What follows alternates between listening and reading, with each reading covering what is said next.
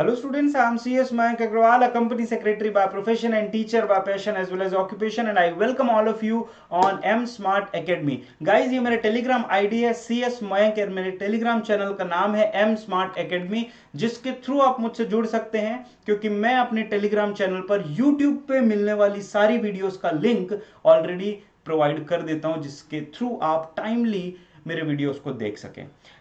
अब हम लोग बात करते हैं गाइस, चैप्टर नंबर 1 की हमने शुरुआत की थी, nature and significance of management.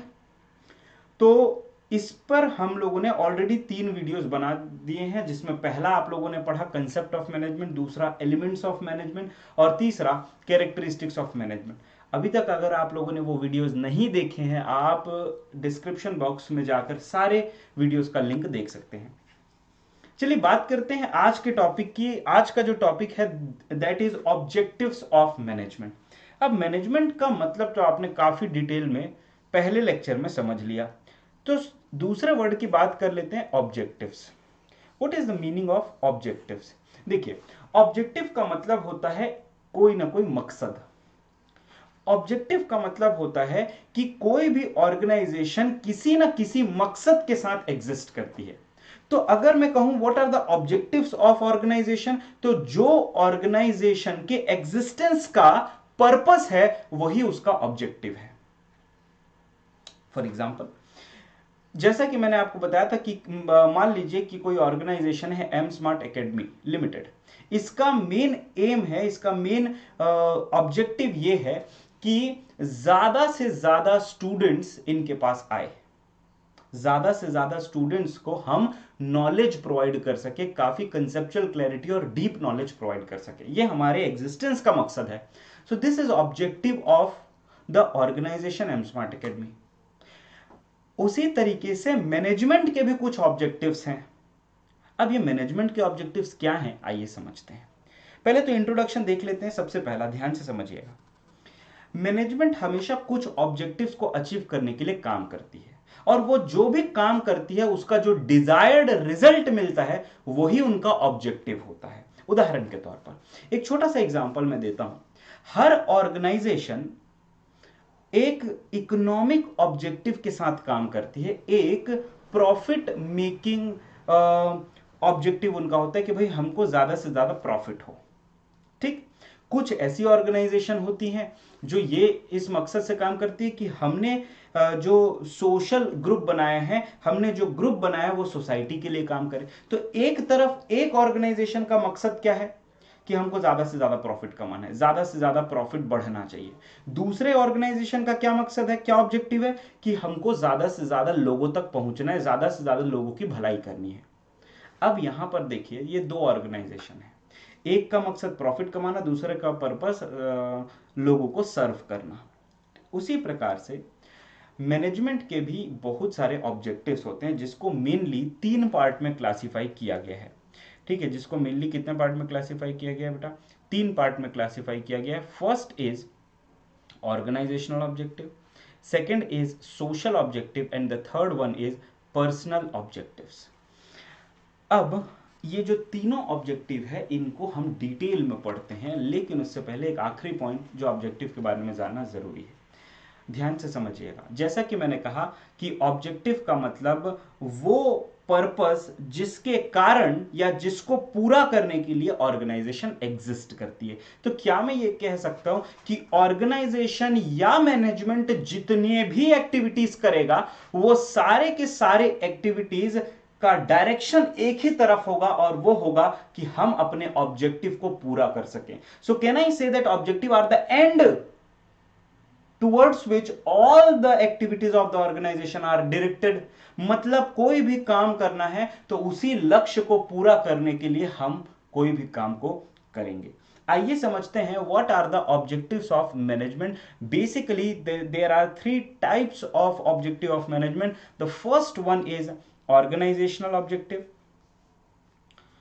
Second is social objectives and the third one is personal objective. आज हम इन्हीं 3 ऑब्जेक्टिव्स के बारे में पूरा डिटेल्ड डिस्कशन करेंगे।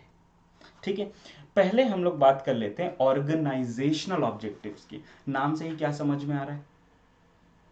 नाम से ही क्या समझ में आ रहा है? जो ऑर्गेनाइजेशन का ऑब्जेक्टिव है। अभी बिल्कुल ध्यान से समझते जाइएगा। देखिए, मैनेजमेंट जो है ना, वो रिस्पॉन्सिबल होती है कि ऑर्गेनाइजेशन का ऑब्जेक्टिव सेट करे और उसको पूरा करे। दो चीजें, ऑर्गेनाइजेशन का ऑब्जेक्टिव सेट करना, ऑर्गेनाइजेशन का मकसद सेट करना और उस मकसद को पूरा करना, ये दोनों के दोनों काम किसके होते हैं? मैनेजमेंट के होते हैं। So I can say that management is responsible for setting and achieving the objectives for the organization. जो ऑर्गेनाइजेशन है, उस ऑर्गेनाइजेशन के लिए ऑब्जेक्टिव सेट करना, उन ऑब्जेक्टिव को पूरा करना, ये दोनों के दोनों काम किसके हैं? मैनेजमेंट के हैं। पहला पॉइंट। दूसरा पॉइंट ध्यान से समझिएगा, जैसा कि मैंने कहा कि किसी भी ऑर्गेनाइजेशन का जो प्रमुख उद्देश्य होता है, जो मेन ऑब्जेक्टिव होता है, वो ये होता है कि अब उनके पास जितने भी रिसोर्सेस हैं, जितने भी संसाधन हैं, उन सभी संसाधनों का बेस्ट से बेस्ट यूटिलाइजेशन करना, बेस्ट से बेस्ट यूज करना, सो दैट वो अपने इकोनॉमिक ऑब्जेक्टिव को पूरा कर सके। अब यहां पे एक वर्ड आ गया है, इकोनॉमिक ऑब्जेक्टिव। ये इकोनॉमिक ऑब्जेक्टिव क्या होगा हम लोग आगे देखेंगे, बट आई होप ये दोनों पॉइंट आपको समझ में आ गया कि management is responsible for setting the objective and achieving the objective. दूसरा, मेन मकसद क्या है? मेन मकसद है कि इकोनॉमिक ऑब्जेक्टिव को पूरा करना, क्योंकि हम अगर इकोनॉमिक ऑब्जेक्टिव को पूरा कर पाएंगे तभी हम दूसरे ऑब्जेक्टिव को पूरा कर पाएंगे। एक छोटा सा एग्जांपल देता हूं, आम, जो हम आम जिंदगी से रिलेट कर सकते हैं, डेली लाइफ से रिलेट कर सकते हैं। मान लीजिए कि मैं बहुत सारे वीडियोस देख रहा था, जैसे मान लो रतन टाटा जी का वीडियो देख रहा था, मुकेश अंबानी के वीडियो देख रहा था। अब मैं बड़ा इंस्पायर हो गया, मैंने बोला यार मुकेश अंबानी, रतन टाटा जी, ये लोग बहुत ज़्यादा डोनेशन कर रहे हैं। अभी रतन टाटा जी ने बहुत ज़्यादा डोनेशन किया, तो मैंने बोला मुझे भी डोनेशन करना है। जब मैंने देखा कि यार डोनेशन करूंगा तो सही, लेकिन इतना नहीं कर पाऊंगा जितना ये लोग कर रहे हैं। इसका मतलब ये है कि अगर मुझे डोनेशन करना है, सोसाइटी को सर्व करना है, तो सबसे पहले मुझे कुछ अर्न करना पड़ेगा। जब तक कि मेरे पास पैसा नहीं होगा मैं कैसे डोनेट कर पाऊंगा? आज रतन टाटा जी डोनेट कर पा रहे क्योंकि उनके पास रिसोर्सेस हैं। मेरे पास अगर रिसोर्सेस नहीं है तो पहले तो मुझे पैसा कमाना पड़ेगा। जब मेरे पास पैसा आ जाएगा तब मैं उसको क्या कर सकता हूं?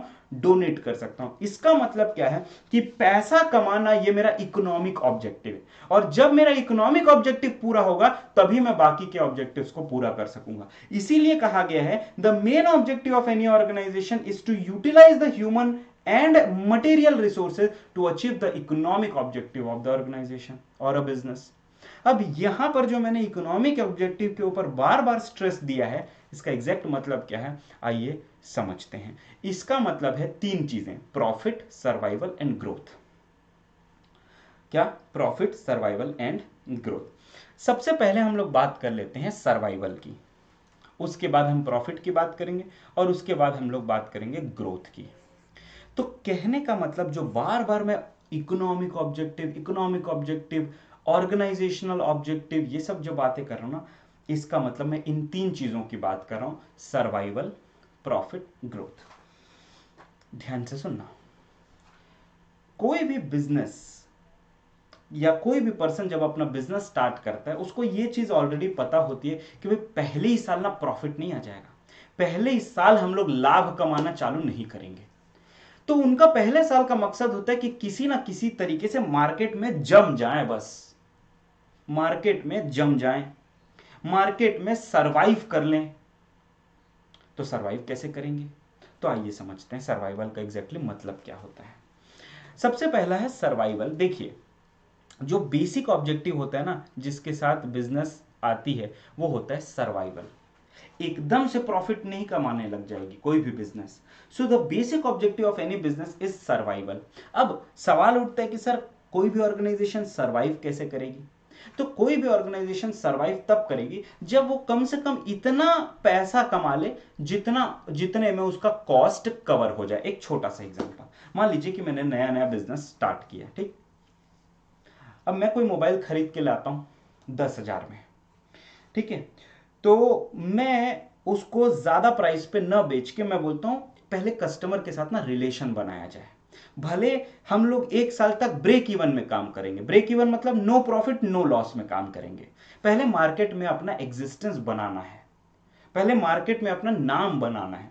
तो हम क्या करेंगे पहले कि शुरुआत में हम जितना कॉस्ट है बस उसको कवर कर लेना तो काफी है। मतलब जितना हमारी लागत है, जितना हमारा खर्चा है, बस वो रिकवर हो जाए तो बस बहुत है।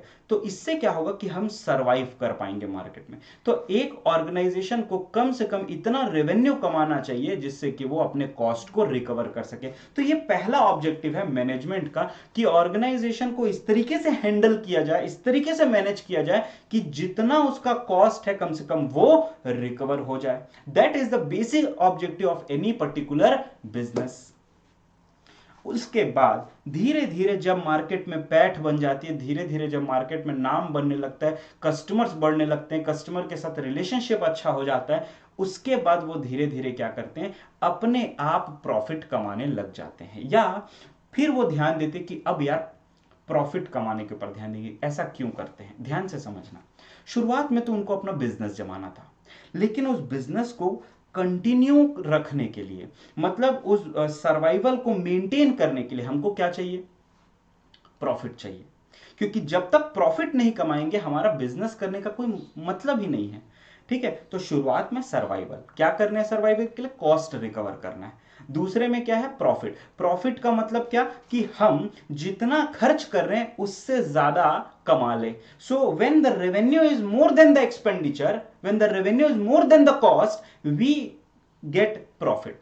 तो कम से कम इतना प्रॉफिट हम कमाएं जो हम लोगों को आगे सरवाइव करने में मदद कर सके। So one of the most important objective of any organization is to earn adequate profit which is essential for the survival, sustain करने के लिए, बने रहने के लिए, ग्रोथ मतलब आगे बढ़ने के लिए, and expansion of the business. अब समझते हैं ग्रोथ एंड एक्सपेंशन क्या होता है, ध्यान से समझिए। इसको समझाने के लिए मैं एक एग्जांपल लेता हूं, एक डी मार्ट का। आप लोगों ने डी मार्ट के बारे में सुना होगा, आपके शहरों में भी डी मार्ट होगा, हमारे शहरों में भी, हमारे शहर में भी है डी मार्ट।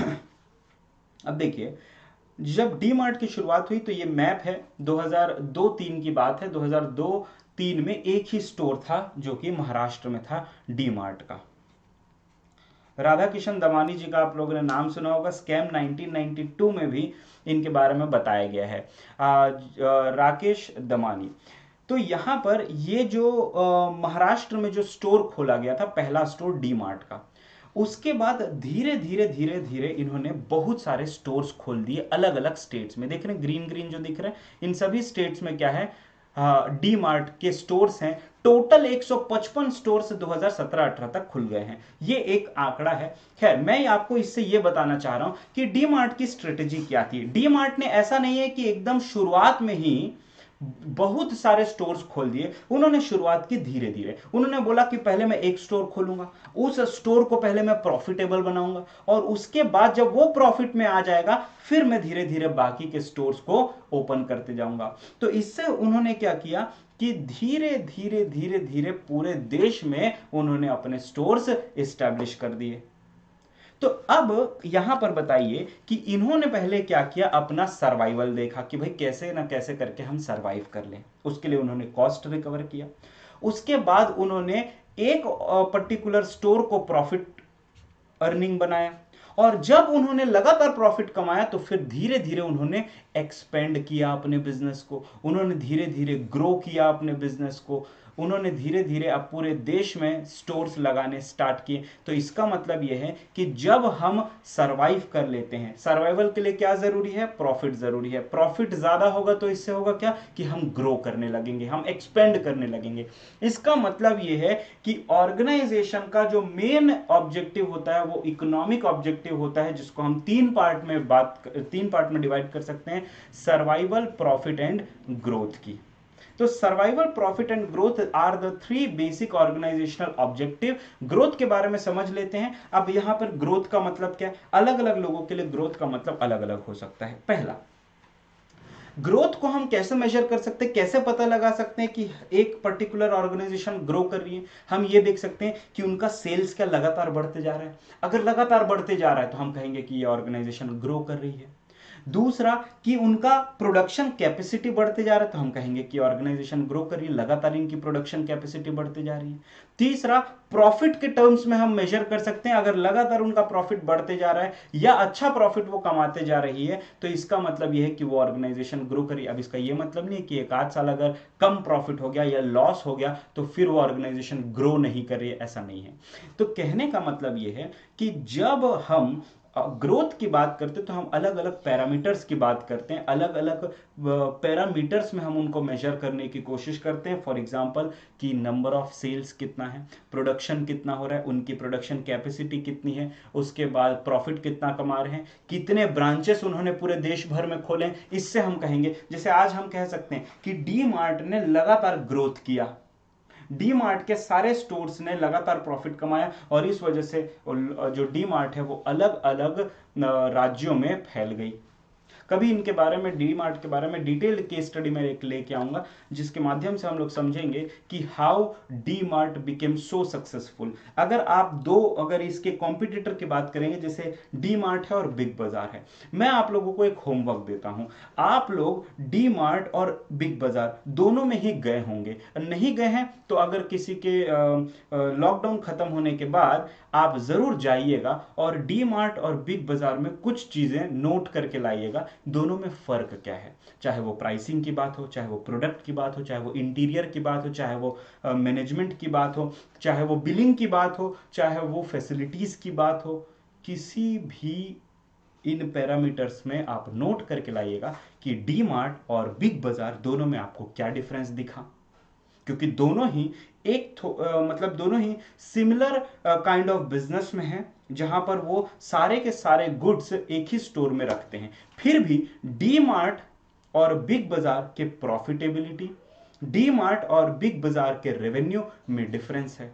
क्यों है, कैसा है, आपको मैं जरूर डिटेल में बताऊंगा, लेकिन पहले मैंने जो कहा है कि इन सभी चीजों को आप एक बार ऑब्जर्व कीजिएगा और आप समझेंगे कुछ ऑब्जर्वेशन जो आपको समझ में आएगा कि दोनों में क्या डिफरेंस आ रहा है।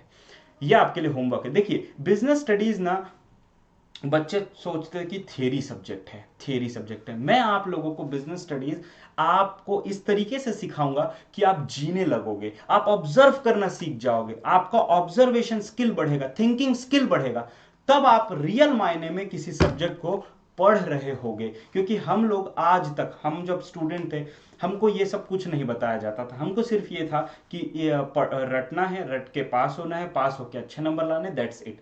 उसका प्रैक्टिकल जीवन में क्या इम्प्लीकेशन है, क्यों पढ़ रहे हैं, इससे फायदा क्या होगा फ्यूचर में, कुछ नहीं बताया जाता। आप लोग ऑब्जर्व कीजिए, नोट डाउन कीजिए और मुझे बताइए। कमेंट बॉक्स में भी बता सकते हैं या टेलीग्राम आईडी पर भी मुझे मैसेज करके बता सकते हैं। मैं बहुत खुश होऊंगा कि अगर एक भी बच्चा इस टाइप का अगर ऑब्जर्वेशन करके आता है और जो मैं टास्क देता हूं अगर आप उसको पूरा करते हैं, I definitely be very happy और आपको भी बहुत कुछ सीखने को मिलेगा। अगली क्लास में मैं डी मार्ट के बारे में आपके ऑब्जर्वेशन के बेसिस पे जरूर डिस्कशन करूंगा। दूसरे हम लोग बात करते हैं, इनका तो सभी लोगों ने नाम सुना होगा, MDH मसाले। बहुत छोटे से एक दुकान से इन्होंने शुरुआत की थी। मसालों की एक दुकान थी जिसमें वो खुद मसाले जा जा के बेचते थे। उनके दुकान का नाम था महाशिया दी हट्टी। महाशिया दी हट्टी जो आज के MDH मसालों के नाम से फेमस है, जो देश भर में ही नहीं पूरे विश्व में अपने मसालों को एक्सपोर्ट करती हैं। उन्होंने भी छोटी सी ही शुरुआत की थी, धीरे धीरे उन्होंने अपने बिजनेस में प्रॉफिटेबिलिटी लाई, उसके बाद उन्होंने ग्रो किया और आज MDH पूरे देश में ही नहीं पूरे विश्व में बहुत फेमस है। तो कहने का मतलब यह है कि किसी भी ऑर्गेनाइजेशन का 3 मेन इकोनॉमिक ऑब्जेक्टिव होता है, सरवाइव करना, प्रॉफिट कमाना और फिर उसको ग्रो करना। आई होप यहां तक आप लोग को क्लियर होगा इन 2 केस स्टडी की मदद से। आगे हम लोग बात करते हैं सोशल ऑब्जेक्टिव। जैसा कि मैंने कहा कि अगर मुझे समाज सेवा करनी है तो पहले तो मुझे पैसा कमाना पड़ेगा, तभी तो मैं समाज की सेवा कर पाऊंगा। सोशल ऑब्जेक्टिव्स, सोशल ऑब्जेक्टिव नाम से ही क्या समझ में आ रहा है कि कोई भी ऑर्गेनाइजेशन सोसाइटी का बहुत इंपॉर्टेंट हिस्सा होती है, और जितने भी रिसोर्सेस ऑर्गेनाइजेशन यूज करती है वो सभी का सभी सोसाइटी को बिलोंग करता है. So organization belongs to the society. Organization uses the resources which belongs to the society, so it is the responsibility of the organization to fulfill the social objective or to serve the society. इसका मतलब क्या कि organisation जो भी resources use करती है वो society को बिलोंग करता है, वो जो भी गुड्स बना के बेचती है वो सोसाइटी को बेचती है, तो उसका सोसाइटी के प्रति, समाज के प्रति कुछ जिम्मेदारियां होंगी. मतलब उनका कुछ ना कुछ सोसाइटी के प्रति भी एक मकसद होगा कि वो सोसाइटी को सर्व करे. आइए समझते हैं क्या क्या सोसाइटी के प्रति उनके ऑब्जेक्टिव्स हो सकते हैं. देखिए, social objectives can be divided into various types. कुछ एग्जांपल्स के बारे में बात करते हैं. For example, financial support provide करना. फाइनेंशियल सपोर्ट कैसे? आज हमारे देश में बहुत ज़्यादा मुश्किल की घड़ी है. सभी लोग अपने अपने स्तर पर किसी न किसी प्रकार से मदद कर रहे हैं, चाहे वो एक आम इंसान हो, चाहे वो एक बड़ी ऑर्गेनाइजेशन हो. टाटा ग्रुप की बात करते हैं. टाटा ने और बहुत सारे अदर इंडस्ट्रियलिस्ट ने अपने ऑक्सीजन सिलेंडर जो है वो डिसाइड किया है कि वो हॉस्पिटल्स को देंगे. देखिए, ऑक्सीजन की जो सप्लाई है ना, या ऑक्सीजन का जो यूज है, वो मेनली दो लोग यूज करते हैं ज़्यादातर. एक सबसे बड़ा पोर्शन इंडस्ट्रियलिस्ट करते हैं अपनी फैक्ट्रीज के लिए, और दूसरा करते हैं हॉस्पिटल. तो हुआ क्या था, पहले तो हॉस्पिटल्स को कभी ऑक्सीजन की कमी महसूस नहीं होती थी. इसका कारण ये था कि कभी इतनी बड़ी आपदा आई ही नहीं थी, और उनके पास जितना होना चाहिए उनके लिए सफिशिएंट था पहले. ऐसा नहीं बोल रहा हर एक हॉस्पिटल में, बट मैक्सिमम में. अब अचानक से इतनी बड़ी आपदा आ गई, तो अब ये ऑर्गेनाइजेशंस जो हैं, बड़े बड़े ऑर्गेनाइजेशन, ये क्या कर रहे हैं? ऑक्सीजन सिलेंडर्स सप्लाई कर रहे हैं, ऑक्सीजन सिलेंडर्स मैन्युफैक्चर कर रहे हैं. कुछ आम आदमी भी अपना फिक्स्ड डिपॉजिट तोड़ के, एक एमएलए का मैंने न्यूज पढ़ा, उस एमएलए ने अपना फिक्स्ड डिपॉजिट तोड़ दिया रेमडेसिविर इंजेक्शन सप्लाई करने के लिए. ये सब क्या है? एक सोशल ऑब्जेक्टिव है. तो फाइनेंशियल सपोर्ट प्रोवाइड करना. दूसरा, समाज के प्रति आपकी जिम्मेदारी बनती है कि जो भी आप प्रोडक्ट बना रहे हैं वो उच्च क्वालिटी का बनाए. ऐसा नहीं है कि कोई भी खराब प्रोडक्ट आप बना के समाज में दे रहे हैं, तो आपकी समाज के प्रति जिम्मेदारी बनती है कि आप एक गुड क्वालिटी प्रोडक्ट उनको बेचें. तीसरा, चूंकि आप सोसाइटी का हिस्सा हैं, आप सोसाइटी के रिसोर्सेज को यूज कर रहे हैं, तो सोसाइटी के इन्वायरमेंट का भी आपको ध्यान रखना जरूरी है. उस सराउंडिंग का ध्यान रखना जरूरी है जिसमें आप एग्जिस्ट कर रहे हो, जिसमें आप काम कर रहे हो. So financial support, environmental support, good quality product, education, गरीब बच्चों की पढ़ाई, उसके लिए स्कूल्स ओपन करना, ठीक है, हॉस्पिटल्स ओपन करना. ये सारी की सारी चीजें जो है ये सोशल ऑब्जेक्टिव्स के अंतर्गत आती हैं. उसके बाद मतलब टाइमली या ऑनेस्टली टैक्स का पेमेंट करना, टैक्स चोरी नहीं करना. ये सब क्या है? आप समाज को कुछ ना कुछ दे रहे हो. इसका मतलब है आपकी समाज के प्रति जो जिम्मेदारी है आप उसको पूरा कर रहे हो. These are the social objective. आइए कुछ बात करते हैं. जैसे कि आप यहां पर देख रहे हैं, टाटा ने न्यूज आई थी मुंबई मिरर में, टाटा ने कैंसर पेशेंट्स के लिए 1000 करोड़ का गिफ्ट दिया, डोनेशन दिया. टाटा मेमोरियल अस्पताल, जो आप सभी लोगों ने सुना होगा, Tata memorial hospital treats the cancer patients. Tata के द्वारा इसको चलाया जा रहा है. शिव नाडर जो HCL कंपनी के मालिक हैं, जो HCL आप लोगों ने सुना होगा, शिव नादर ने बहुत सारे स्कूल्स ओपन किए, यूनिवर्सिटीज ओपन किए. तो एक तरफ हम हॉस्पिटल्स के थ्रू अपने सोसाइटी के प्रति जो ऑब्जेक्टिव है, सोसाइटी के प्रति जो मकसद है उसको पूरा कर रहे हैं. दूसरा, स्कूल्स यूनिवर्सिटीज जो शिक्षा के लिए जरूरी है वो हम लोग पूरा कर रहे हैं. तो ये सारी चीजें जो है ये सोशल ऑब्जेक्टिव्स के अंतर्गत आती हैं. कौन कौन से सोशल ऑब्जेक्टिव्स हैं, आइए एक एक करके डिस्कस करते हैं. सबसे पहला कि हम ऐसा मेथड ऑफ प्रोडक्शन यूज करें, ऐसे प्रोडक्शन के तरीके अपनाएं जो इन्वायरमेंटल फ्रेंडली हो. तो हमारा ये मकसद है कि भाई हमको अपने पर्यावरण को सुरक्षित रखना है. We have to protect our environment by using what environmental methods of production. जिससे कि हमारे पर्यावरण को नुकसान न पहुंचे। अगर आप आज दिल्ली की बात करेंगे तो दिल्ली में बहुत ज़्यादा प्रदूषण है। ठीक है, दिल्ली में बहुत ज़्यादा प्रदूषण है। इसका कारण क्या है? बहुत सारे इसके कारण है। इंडस्ट्रीज भी कारण है, वहाँ पे जो गाड़ियाँ चलती है वो भी कारण है। इन सभी के सभी को अपनी जिम्मेदारियां समझनी पड़ेगी। लेकिन हम चूंकि बिजनेस की बात कर रहे हैं तो हम ऐसे मेथड्स ऑफ प्रोडक्शन इस्तेमाल करें जिससे कम से कम एयर पोल्यूशन हो, वाटर पोल्यूशन हो, सॉइल इरोजन कम से कम, ये सारी चीज़ों का हमको ध्यान में रखना ज़रूरी है। दूसरा, जो स्कूल्स हैं, जो हॉस्पिटल्स है, ये बेसिक एमिनिटीज जो है वो अपने एम्प्लॉयज को प्रोवाइड करना, ये भी एक तरीके का क्या है, सोशल ऑब्जेक्टिव है जो हम पूरा कर रहे हैं। तीसरा, जैसे कि मैंने बताया कि जो भी आपके कस्टमर हैं उनका ये हक भी बनता है और आपकी जिम्मेदारी भी बनती है कि उनको गुड क्वालिटी प्रोडक्ट दिया जाए, वो भी रीजनेबल दाम पे। आज हमारे देश में जब इतनी आपदा की घड़ी है, उसमें भी कुछ ऐसे लोग हैं, मैं सबकी बात नहीं कर रहा हूं, कुछ ऐसे लोग हैं जो इसमें भी फायदा कमाने का मौका ढूंढ रहे हैं और जो नेसेसिटी चीजें हैं उसके ऊपर भी कमाने को ये लोग देख रहे हैं, जो कि बहुत शर्मनाक बात है। कम से कम इंसानियत की खातिर तो उनको ये समझना चाहिए कि जो आप बेच रहे हो वो किसी की जिंदगी बचा सकता है, तो कम से कम वो तो जो आपको कॉस्ट पड़ रहा है उसमें दे दो, या जो आपका मिनिमम जो प्रॉफिट मार्जिन है उसमें दे दो। उसमें भी काला बाजारी कर रहे हैं। एक न्यूज आया था, बड़ा सुन के बहुत दुख हुआ। एक नर्स ने रेमडेसिविर इंजेक्शन की जगह पे कोई नॉर्मल सी सिरिंज पेशेंट्स को लगा रही है और वो रेमडेसिविर इंजेक्शन का कालाबाजारी कर रही है। दुख होता है कि एक जिम्मेदार नागरिक जिसके ऊपर आदमी भरोसा करता है, एक पेशेंट जो आपके हॉस्पिटल में इस उम्मीद के साथ आता है कि ये भगवान का एक रूप है जो मुझे ठीक करके जाएगा, अगर वो भी इस प्रकार की शर्मनाक हरकत करे तो इससे ज्यादा घटिया बात प्रोफेशन के लिए और कुछ नहीं हो सकती है। तो आप अपने जो कस्टमर है उनको आप गुड क्वालिटी प्रोडक्ट तो रीजनेबल प्राइस पर दो, जिससे कि वो आपके साथ जुड़ा रह सके।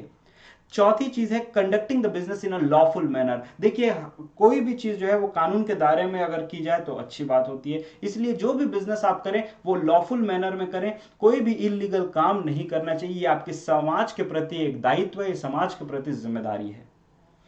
इसके लिए एक बेस्ट उदाहरण देता हूं जो सोशल ऑब्जेक्टिव को और अच्छे तरीके से आपको समझाने में मदद करेगा। आप लोगों ने आईटीसी कंपनी का नाम सुना होगा।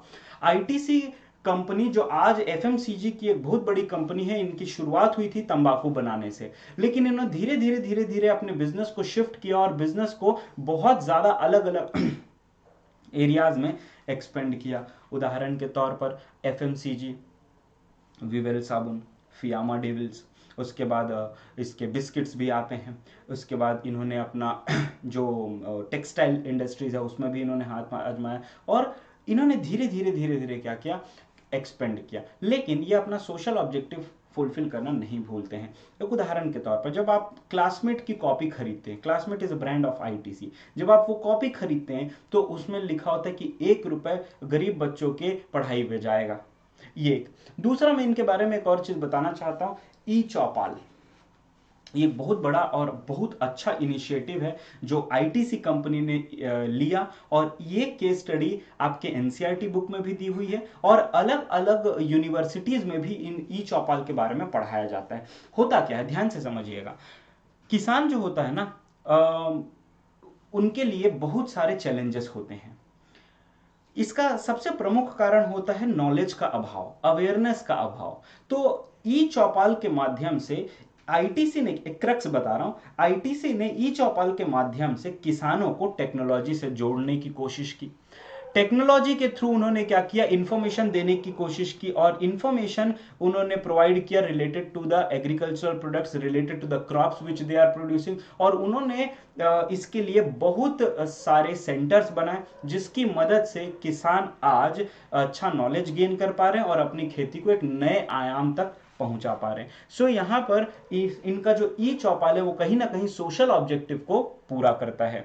ये उन्होंने ई चौपाल सागर भी ओपन किया, इसमें सारे प्रोडक्ट्स एक जगह पर मिलते हैं। All these are the initiatives taken by the ITC. I hope यहां तक आपको बहुत अच्छे से क्लियर होगा। ई चौपाल के माध्यम से, टाटा मेमोरियल हॉस्पिटल के माध्यम से, शिव नाडर स्कूल और यूनिवर्सिटी के माध्यम से, that how they are using the resources for the betterment of the society.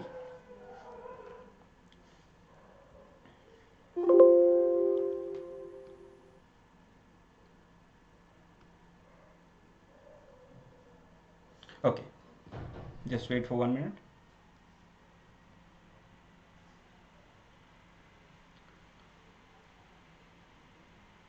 Okay fine, चलिए आगे बढ़ते हैं। अब हम लोग बात करते हैं बेटा लास्ट ऑब्जेक्टिव की, that is personal objectives. What is the meaning of personal objectives? अब यहां पर पर्सनल ऑब्जेक्टिव का मतलब खुद के लिए मकसद नहीं। पर्सनल ऑब्जेक्टिव का यहां पर क्या मतलब है, ध्यान से समझिएगा।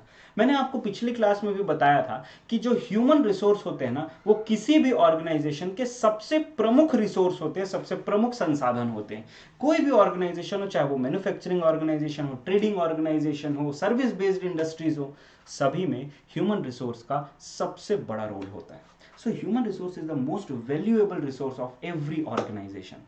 अब जो लोग आपके ऑर्गेनाइजेशन के साथ जुड़ रहे हैं वो सब किसी ना किसी मकसद के साथ आपके ऑर्गेनाइजेशन से जुड़ रहे हैं। पिछली क्लास में मैंने डिस्कशन किया था, हर एक पर्टिकुलर पर्सन का अपना एक मकसद होता है जिसके कारण वो ऑर्गेनाइजेशन के साथ जुड़ता है।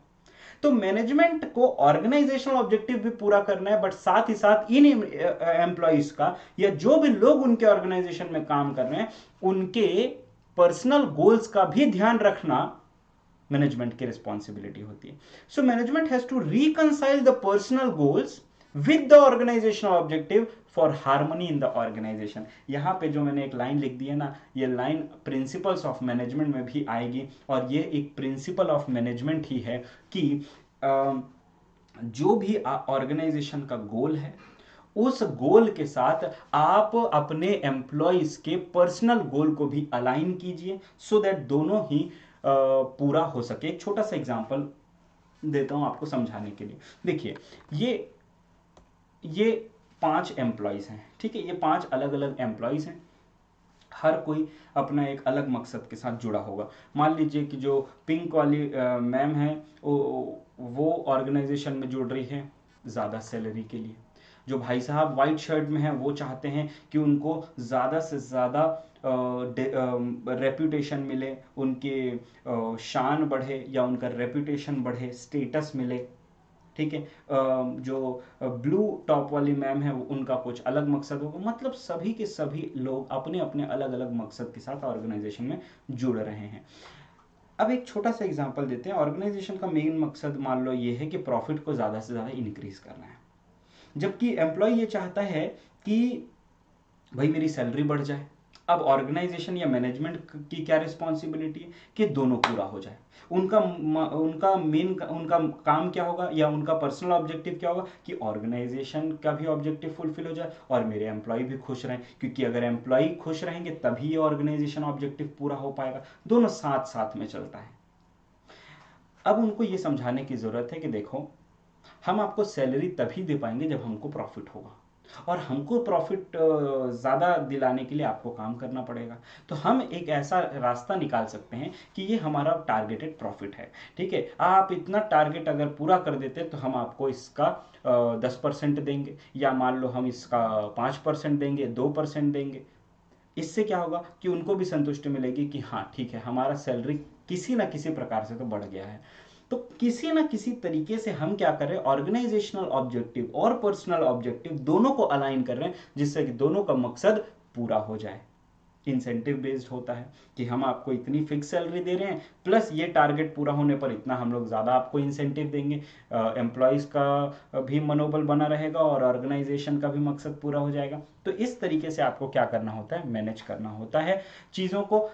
पर्सनल ऑब्जेक्टिव में 3-4 चीज़ें आती है। एक है पर्सनल ग्रोथ, खुद की ग्रोथ। जैसे मैं किसी ऑर्गेनाइजेशन के साथ जुड़ा हूं तो क्या मेरे ऑर्गेनाइजेशन में जुड़ने से मेरा कोई ग्रोथ होगा। एक छोटा सा एग्जांपल देता हूं।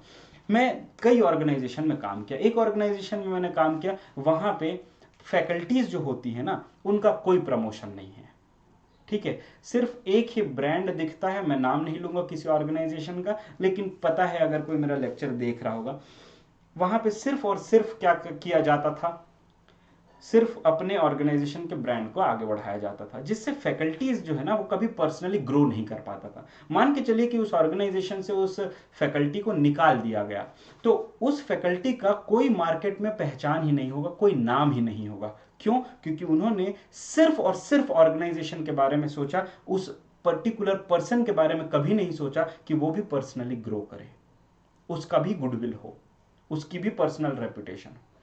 ठीक, तो यहां पर ये उस ऑर्गेनाइजेशन में ज्यादा दिन तक कोई लोग काम नहीं कर पाएंगे। ठीक है, वो लोग ऑर्गेनाइजेशन से छोड़ते जाएंगे और इसी कारण से एम्प्लॉइज टर्नओवर बढ़ता जाता है।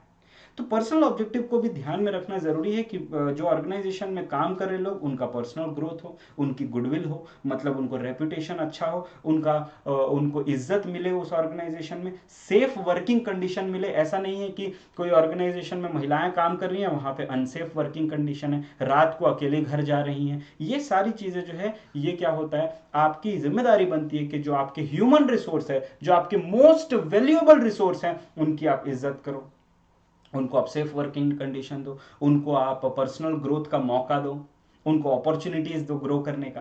ये सारी चीजें हैं। ठीक है, तो ये सारी चीजें आई होप आप लोगों को समझ में आई होगी। पर्सनल ऑब्जेक्टिव क्या होता है, ऑर्गेनाइजेशनल ऑब्जेक्टिव क्या होता है, और आपका ऑर्गेनाइजेशनल ऑब्जेक्टिव्स क्या होता है। So I hope you all have understood all these concepts very well.